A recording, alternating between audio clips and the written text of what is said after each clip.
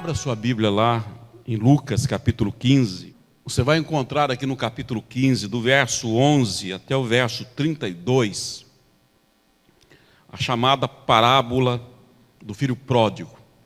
Nós iniciamos esse assunto na semana passada e hoje vamos dar continuidade. E é importante que nós saibamos que o Senhor Jesus, ele era muito afeito a ensinar coisas espirituais utilizando de parábolas, que é uma modalidade que simplifica a compreensão e o entendimento, porque explica coisas muitas e muitas vezes desconhecidas, comparando com coisas conhecidas pela maioria. Por isso o Senhor Jesus utilizava de parábolas. E cada parábola que o Senhor Jesus ensina, obviamente tem muitas riquezas, que levaria cultos e cultos para irmos para todos os ângulos que uma parábola enfatiza. Mas na noite de hoje, como na semana passada, nós estamos procurando enfatizar o aspecto de relacionamentos. O que a parábola de Deus ensina sobre relacionamentos e principalmente como aperfeiçoar o nosso relacionamento com o Deus Pai Todo-Poderoso. Um exemplo bom para entendermos, até também como parábola, é a relação entre um professor e os seus alunos. Ora, nós sabemos que o professor, pelo menos aquele que é consciencioso, né, ele entra numa sala de aula desejando dar de si o melhor, repassar o conhecimento que tem sobre a matéria. Mas, se os alunos não tiverem um comportamento de alunos, então tudo aquilo que o professor tem a passar não será passado com profundidade. Por quê? Porque os alunos não se comportam como quem realmente querem receber aquele ensino. Então, quando alunos se comportam como alunos, permitem receberem profundidade da parte do professor.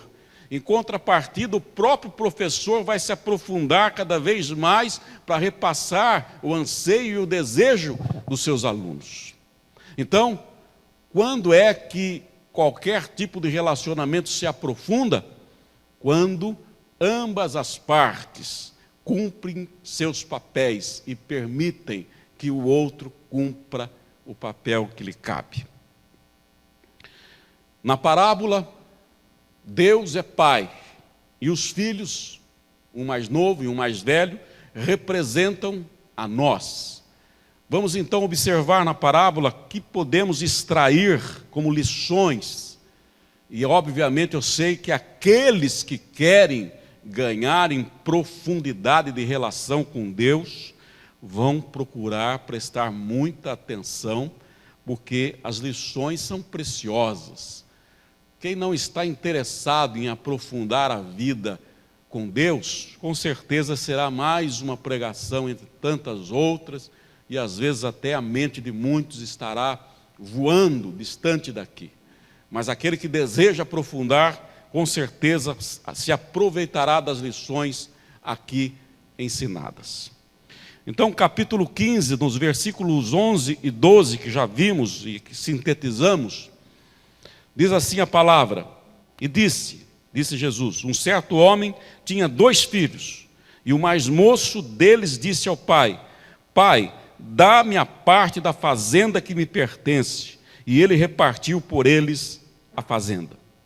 A primeira coisa que observamos então na parábola é que o filho mais novo decide chegar ao pai e pedir a sua parte na herança. Ele declara que ele tem e que lhe pertence uma parte daquela fazenda, daquele patrimônio. E ele exige que o pai conceda a parte que lhe cabe. Nós vimos aqui que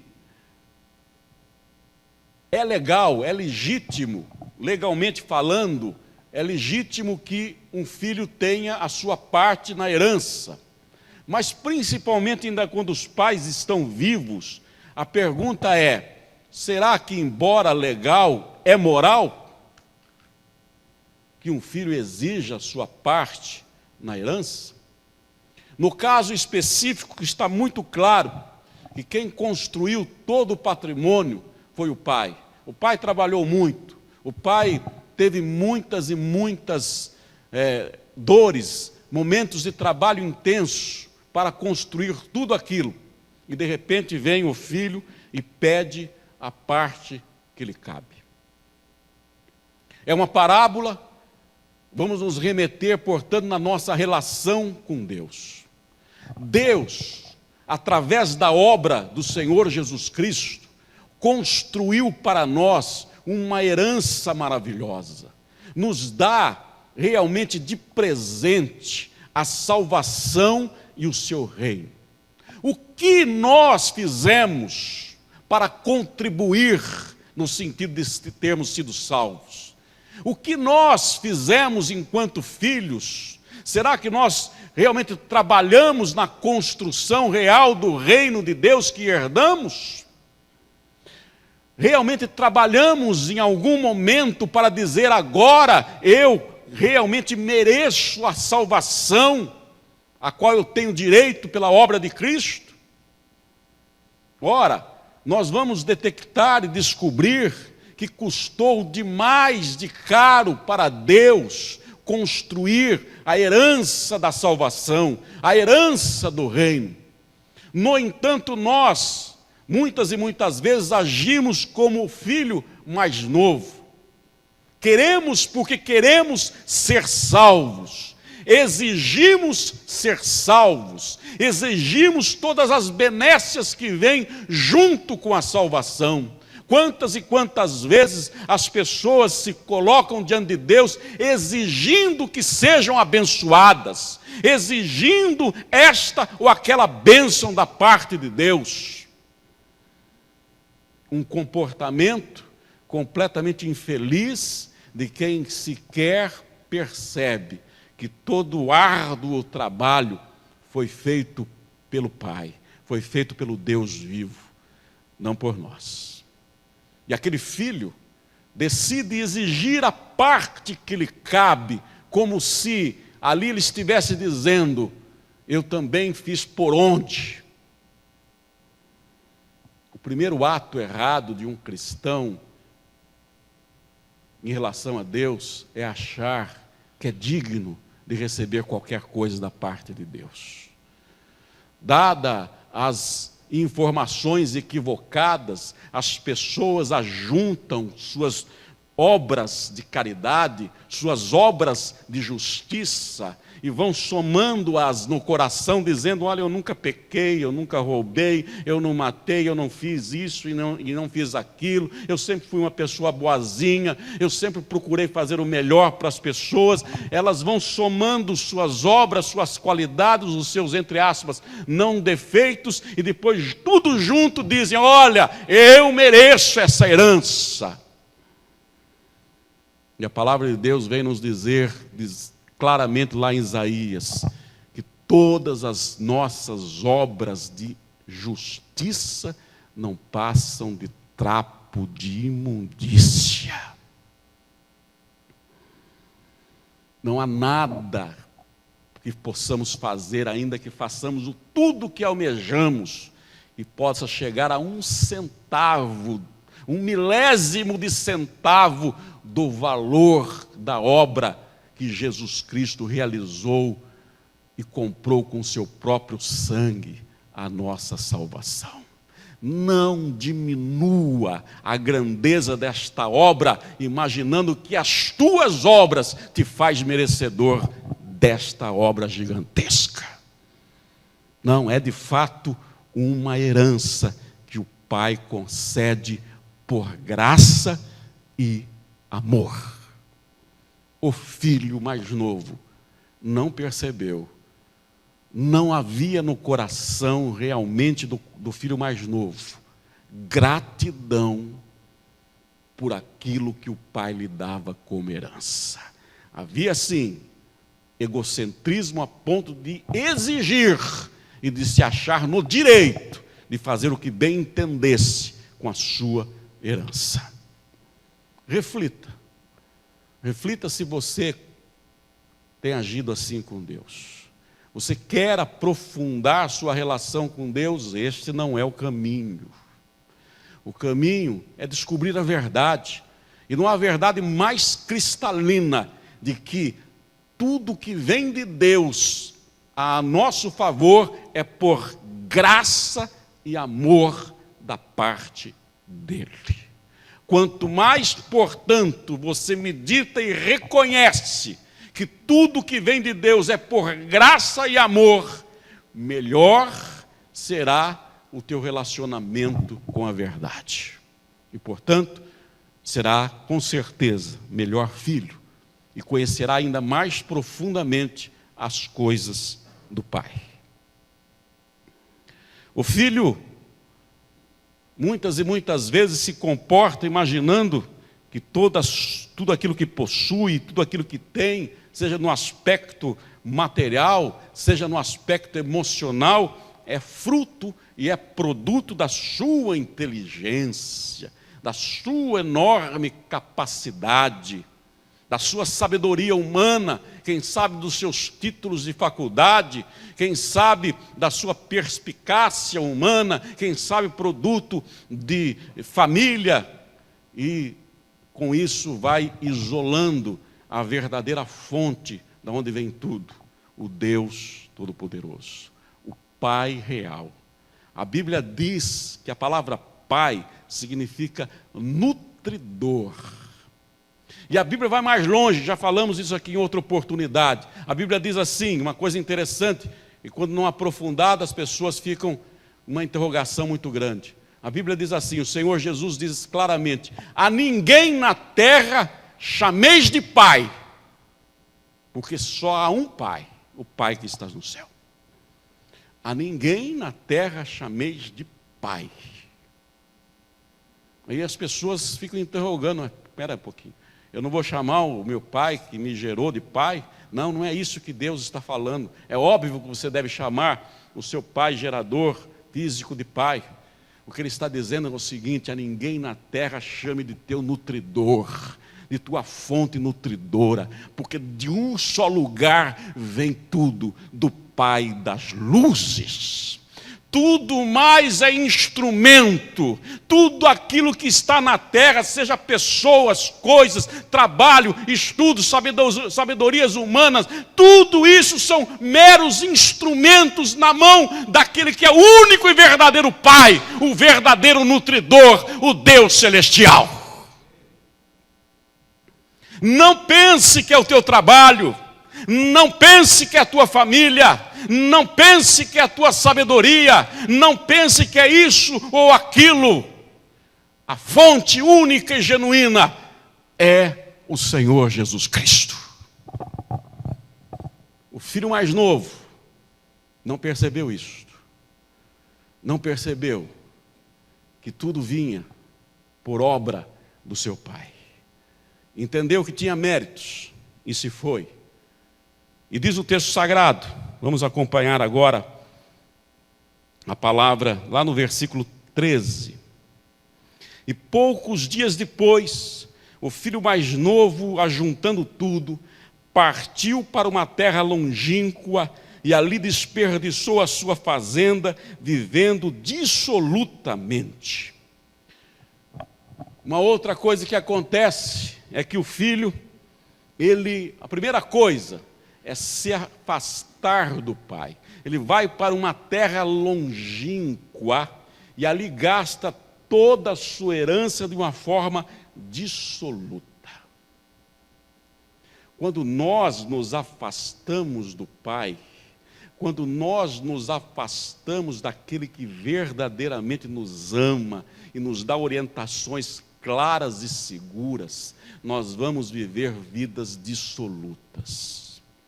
Nós vamos realmente gastando tudo, nós realmente vamos destruindo tudo.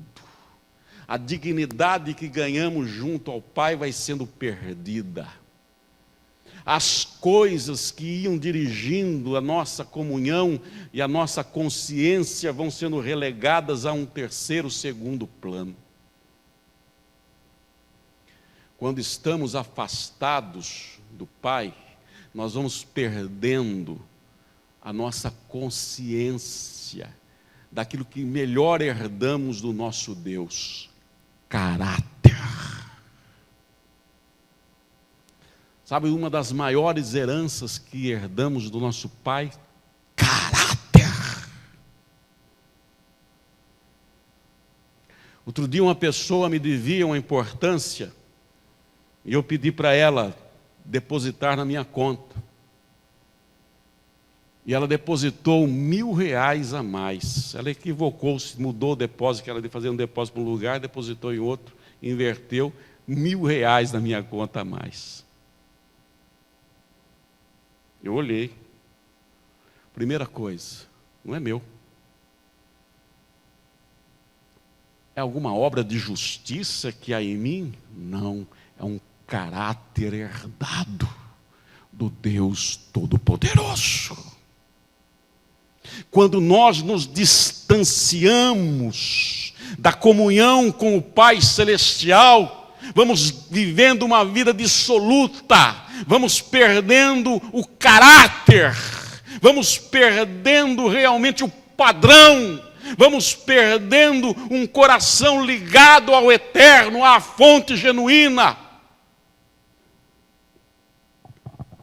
O filho começou a gastar tudo, diz a Bíblia Sagrada, de forma dissoluta. É quando as pessoas começam a pegar a palavra de Deus, distorcem a palavra para de alguma maneira justificarem seus erros, seus pecados, distorcem a palavra para de alguma maneira justificarem seus engodos, enganos. Mas a palavra é soberana, a palavra é imutável, não pode ser distorcida nunca. O filho vai gastando tudo, repito, dissolutamente. E aí eu pergunto, uma das coisas também que nós herdamos do nosso Deus é a vida. Nós ganhamos uma vida aqui na terra. E eu pergunto, como que você está vivendo nessa terra? O que você está fazendo com a sua vida aqui na terra? Vivendo dissolutamente? O que você está conseguindo repassar da tua existência para os outros? O que você está ensinando para os outros? O que você está conseguindo repassar para a sua família? O que você está conseguindo repassar para seus amigos? Eles podem seguir seus exemplos. Deus passou coisas maravilhosas, te deu como herança coisas extraordinárias, mas o que você está fazendo com esta herança, que é a palavra de Deus colocada aí no teu coração? Diz a Bíblia Sagrada que a palavra foi implantada em nosso coração. O que você está fazendo da palavra que você herdou de Deus? Usando-a para frutificar ainda mais na sua vida? Ou como vimos aqui na semana passada, jogando pérolas aos porcos, desprezando o seu conteúdo, anulando, entre aspas, seu conteúdo? O que você está fazendo com a tua vida, com a tua existência?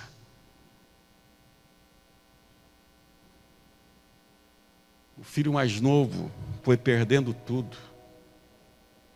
E a Bíblia nos diz, na sequência, em Lucas 15, 14 a 16, e havendo ele gastado tudo, houve naquela terra uma grande fome, e começou a padecer necessidades, E foi e chegou-se a um dos cidadãos daquela terra, o qual o mandou para os seus campos a apacentar porcos, e desejava encher o seu estômago com as bolotas que os porcos comiam, e ninguém lhe dava nada. Ora, então o filho mais novo perde tudo, a ponto de desejar comer as bolotas que os porcos comiam. Diz a Bíblia Sagrada que ninguém lhe dava nada. Ou seja, quando nós nos afastamos verdadeiramente de Deus no coração, às vezes não é um afastamento do local de culto, mas principalmente de Deus no coração, no dia a dia. Uma das coisas que nós vamos perdendo é a verdadeira autoestima, a noção de dignidade, o norte na vida. Nós vamos sendo jogados de um lado para outro conforme os ventos sopram, conforme as circunstâncias ditam, porque já perdemos a âncora, que é a palavra do Deus vivo. E aí nós vamos nos satisfazendo e até querendo comer as bolotas dos porcos. Uma pessoa que vai se distanciando no coração de Deus, ela vai perdendo a noção, inclusive, do que, na verdade, ela está buscando. Aquele filho mais novo buscava comer as bolotas dos porcos. Ele queria as bolotas dos porcos, imaginava ele que as bolotas dos porcos era suficiente para ele viver. É tal aquela pessoa que perde a sua vida, por exemplo, no álcool, nas drogas lícitas ou ilícitas. A pessoa se satisfaz com mais um gole, com mais uma picada. Era tudo que eu precisava, mais um gole, mais uma picada. É aquela pessoa que se vicia em pornografia. Tudo que eu preciso é ver mais um pouco de pornografia. Tudo que eu preciso é me satisfazer mais um pouco me masturbando. Tudo que eu preciso é isto, e quando consegue, está satisfeito, comeu bolota de porco, não sabe que existe uma vida além, superior, maior, que o que na verdade ele está buscando, que nem sabe o que é o coração do Pai. É do Pai que ele deixou distante, é da sua casa que agora, daqui a pouco, ele vai descobrir que não era uma casa, mas era um lar. E ele então descobre que até então as bolotas de porcos para ele era caviar. Porque não descobria, porque não tinha noção real das coisas. Vivia com o pai, vivia com o irmão, mas nunca viu o pai como pai, nunca se viu como filho, nunca deixou o pai ser pai. Veja o que diz o texto sagrado. Lucas 15, 17 a 19. E caindo em si, disse: quantos trabalhadores de meu pai têm abundância de pão, e eu aqui pereço de fome. Levantar-me-ei, e irei ter com meu pai, e dir-lhe-ei: Pai, pequei contra o céu e perante ti, já não sou digno de ser chamado teu filho, faze-me como um dos teus trabalhadores.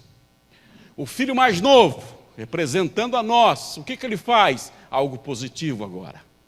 Ele cai em si, ou seja, a ficha cai.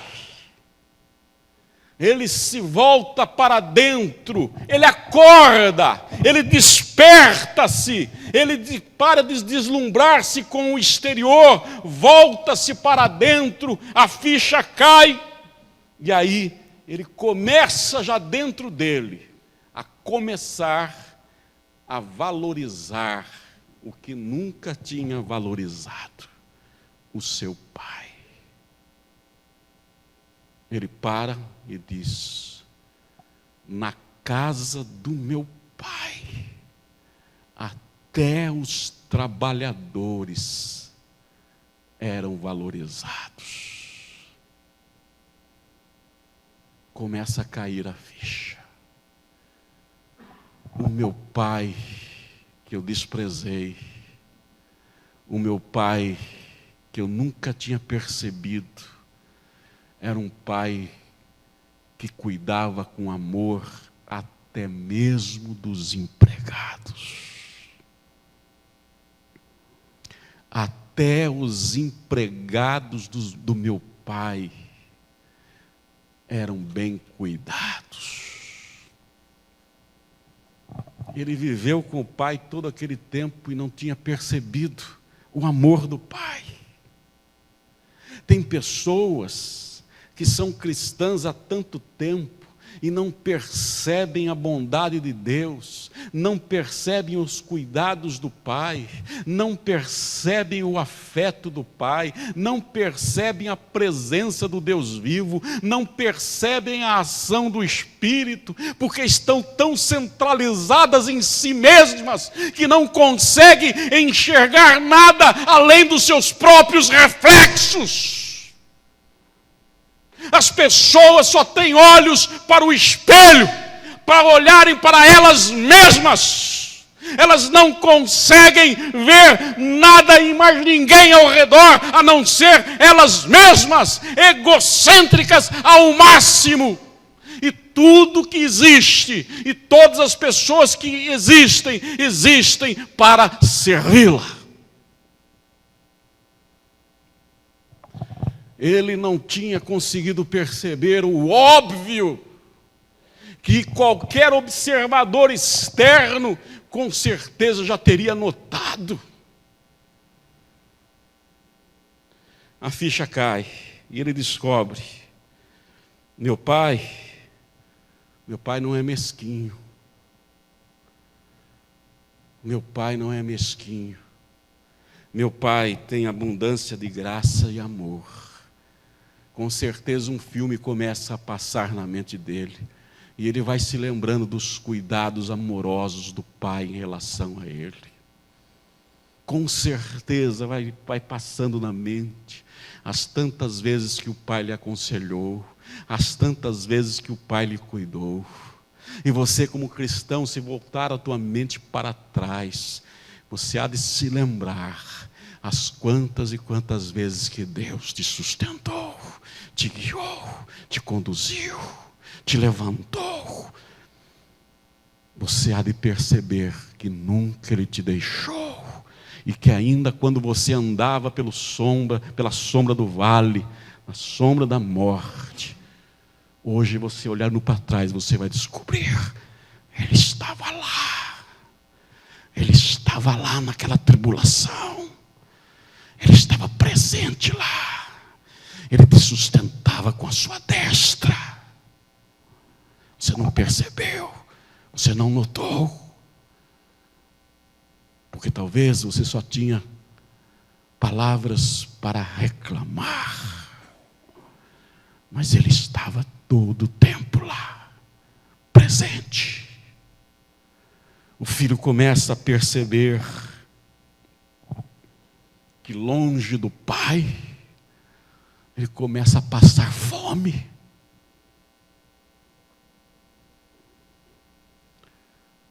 Amados, longe de Deus a vida é outra. Não queira passar por essa experiência. Que você não precise passar por essa experiência. Viver longe do Pai é terrível. A gente perde a noção de referência. A gente perde a noção de companhia. A gente experiencia solidão verdadeira, não pseudo-solidões. Não queira viver longe do Pai. O filho mais novo descobriu que viver longe do Pai dá muita fome. Está faltando algo muito além do que tudo aquilo que o mundo oferece. E é por isso que as estatísticas demonstram que até milionários podres de ricos estão enxafurdados em drogas, se suicidando, caminhando por caminhos tortuosos de perversidade moral, de perversidade consigo mesmos. São profundamente infelizes, porque têm tudo que o mundo oferece, mas estão longe do verdadeiro nutridor. Estão longe daquele que dá sentido para a vida e existência humana. O filho caiu em si, começou a valorizar o que sempre teve e nunca percebeu: a presença do Pai. E ele toma uma decisão, e é essa decisão que a parábola quer que nós tomemos. Eu vou ter com meu Pai. Ele decide, a hora que a ficha cai, ele acorda e ele toma a decisão: eu irei ter com meu Pai. Essa talvez seja a maior das decisões que devemos tomar na nossa vida: voltarmos-nos para o Pai Celestial, voltarmos-nos para o Criador, reconhecê-lo em nossa existência, reconhecê-lo em nossa vida. Eu irei ter com meu Pai. Mas agora, ele não vem mais arrogante, ele não vem mais de uma forma egocêntrica, ele vem confessando, concordando com seus pecados. Pai, pequei, não sou digno de ti. Acabou a arrogância. Mas a arrogância do filho mais novo principalmente é perdida, não tanto pelas perdas físicas, mas agora pelo reconhecimento de que até então tudo vinha do seu Pai. Ele era o seu alicerce, ele era o seu baluarte. Ele não tinha percebido até então, mas agora ele percebeu que ele não tinha direito a nada, que ele não merecia nada, que desde todo sempre era o Pai quem cuidava dele. Ele então descobre que não há dignidade no sentido de merecimento da parte dele. Este é, na verdade, um ensino fundamental: se aproxime do Pai, reconheça a sua graça e o seu amor. Não pense que você é alguma coisa sem Ele. Você pode ser tudo nessa terra com Ele, mas sem Ele você não é nada. Nada. Absolutamente nada.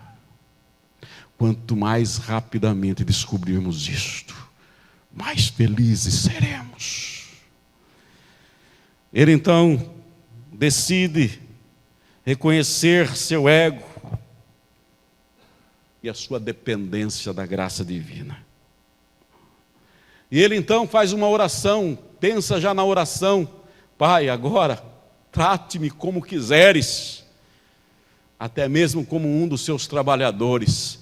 Eu não exijo mais nada, porque eu sei que não me cabe exigir nada. Nós aprofundamos e vemos a manifestação de frutos de uma relação qualquer quando nós valorizamos o outro e com humildade reconhecemos nossos erros. Isso vale para qualquer relação. Qualquer relação. Valorize o outro, reconheça seus erros. Em Lucas capítulo 15, versos 20, a palavra de Deus diz assim: e levantando-se foi para seu pai, e quando ainda estava longe, viu o seu pai, e se moveu de íntima compaixão, e correndo, lançou-se-lhe ao pescoço e o beijou, e o filho lhe disse: Pai, pequei contra o céu e perante ti, e já não sou digno de ser chamado teu filho. Mas o pai disse aos seus servos: trazei depressa a melhor roupa, e vesti-lo, e pondo-lhe um anel na mão e sandálias nos pés, e trazei o bezerro cevado e matai-o, e comamos e alegremo-nos, porque esse meu filho estava morto e reviveu, tinha se perdido e foi achado, e começaram a alegrar-se. O filho mais novo então retorna, e ele se surpreende com o pai, porque ele vai num estado cabisbaixo, ele vai realmente disposto ali a ser tratado como um trabalhador, ele vai confessando suas culpas, ele vai todo arrependido, mergulhado ali na sua indignidade, e de repente ele vê o pai correndo em direção a ele, e ele se surpreende com o pai. Quanto mais você se comporta de verdade como filho, e quanto mais você deixa o pai ser pai de verdade na sua vida, mais você se surpreende com esse Deus maravilhoso. Não há limites para o amor do nosso Deus. Os limites somos nós que colocamos. Quanto mais como filhos nos portamos, e quanto mais como pai o respeitamos, mais nós nos surpreendemos com esse Deus excelso, grandioso em toda a sua estrutura, mas capaz de se curvar e nos abraçar. Surpreendente!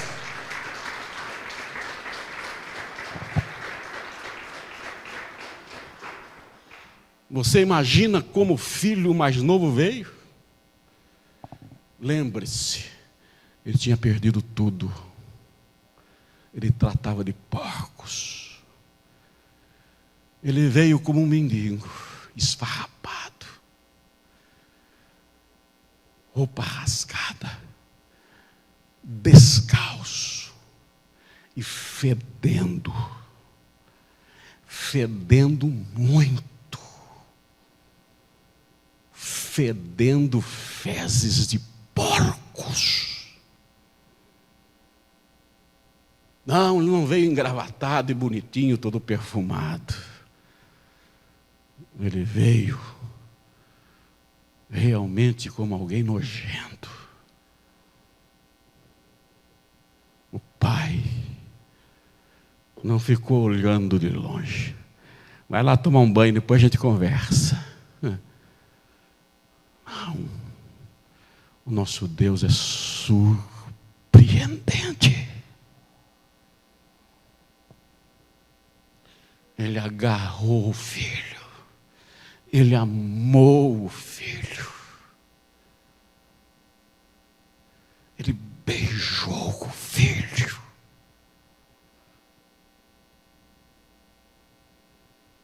Você não ficaria surpreso de ser tratado assim? O cristão perdeu há muito tempo de se surpreender com Deus. Acha tão normal ser perdoado. Acha tão normal dizer, Deus, Tu és maravilhoso. Acha tão normal iniciar um culto e terminar, que não vibra mais, que não valoriza mais, que não tem mais gratidão real que brota do coração e se transforma em palavras. Suas palavras são educadas. Obrigado, Deus, por mais um dia. Já não chora de emoção pela presença desse Deus vivo. Suas palavras são mecânicas, rezadas. Deus não quer reza, Deus quer comunhão. Deus quer o coração do filho, não seus bens. Deus quer um coração de filho convertido ao Pai, porque o do Pai se converteu ao Filho há muito tempo. Ele abraça, Ele cuida. Vamos aprender a nos surpreender. E para surpreender, basta mergulharmos na palavra. E nós vamos ver quão maravilhoso é esse Deus, cheio de amor e de misericórdia. No verso 22, o pai diz aos servos: trazei depressa a melhor roupa. O pai quer nos restaurar. O pai quer nos colocar no lugar realmente de filhos. Ele sempre nos colocou, nós é que não nos colocamos neste lugar, porque nós muitas e muitas vezes queremos inverter. Deus, tu és meu filho, eu te mando. Ele diz aqui: a melhor roupa. Ou seja, você vai descobrir agora o que é estar na presença de um Deus que é Pai, de um Deus que é Pai. Deus não sou eu, Deus Criador de todas as coisas. Deus não é aquele que manda em tudo. Deus não é aquele simplesmente que é superior a tudo que é criado nesse vasto universo. Na presença deste Deus, Ele é Pai. E eu te mostro, você, meu filho, eu te trato como filho. A melhor presença de Deus é quando nós o vemos como Pai. E nós só podemos vê-lo como Pai quando nos vermos como filhos, não como servos. Não, meu filho. Servo não, filho, filho. Pediu a melhor roupa, depois mandou que os empregados trouxessem o anel. Já vimos aqui, anel significa que o filho continuava herdeiro. Quando o filho usava o anel, significava que ele continuava herdeiro. E significava uma outra coisa importantíssima. No passado, as pessoas assinavam documentos com a marca dos seus anéis. Quando um rei decretava alguma coisa, ele selava o decreto com o anel. Famílias reais possuíam anéis com logotipos específicos. O que o pai estava dizendo: você é tão meu filho, e continua tão meu filho, e continua tão meu herdeiro, e tão amado por mim, e ainda contas com a minha confiança, que eu te dou o anel, e você continua assinando no meu nome. Sabe o que Deus quer dizer com essa parábola? É que nós somos filhos tão amados, que há no nosso dedo um anel chamado Jesus Cristo. Você pode assinar em nome de Jesus Cristo. Os anjos não podem usar este nome. Os demônios não podem usar este nome. As centenas de milhares e de milhões de criaturas de todo este universo não podem usar este nome. Mas a igreja de Jesus Cristo pode usar o nome de Jesus Cristo. Porque debaixo dos céus, na terra e debaixo da terra, todo joelho se dobrará e confessará que Jesus Cristo é o Senhor.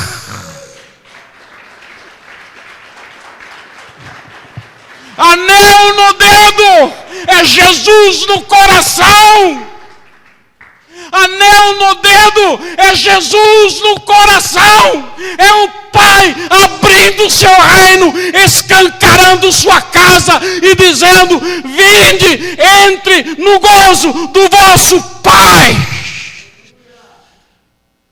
Que Deus é este que nós amamos? Ele é ou não é digno de culto? Quando você ver que Deus é o teu Pai, e quando você se ver como filho dele, a ficha caiu. A ficha caiu. E eu quero orar nesta noite, para que a tua ficha caia. Ah, mas eu já sou cristão há muito tempo. Mas o filho mais novo também era filho desde que foi gerado, mas não conhecia o Pai como Pai. Oremos para que cada cristão conheça Deus como Pai. Curve sua cabeça. Senhor, agora quando eu oro, o meu coração se emociona. Todas as vezes que eu olho para Ti e digo: Pai, Pai, Pai. Porque esta palavra, além de ser o título daquele que me gerou, traz o lastro deste amor imensurável, que me faz sentir o orgulho santo de ser teu filho.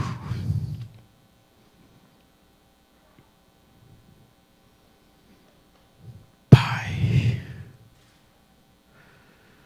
meu Pai, nosso Pai. Espírito Santo, Tu és a nossa garantia.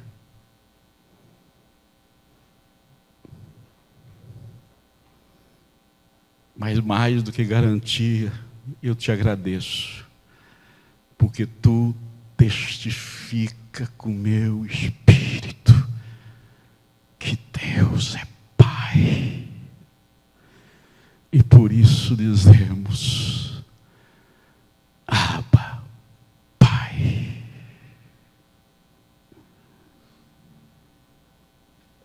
Que orgulho santo. Que orgulho santo de tê-lo como Pai. Que orgulho santo de ter-me como filho. Que orgulho santo de ter o anel da família. Que orgulho santo de ter Jesus Cristo na minha vida.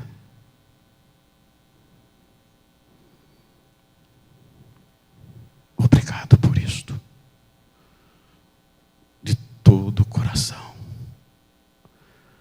Vamos dar ao nosso Pai uma salva de palmas.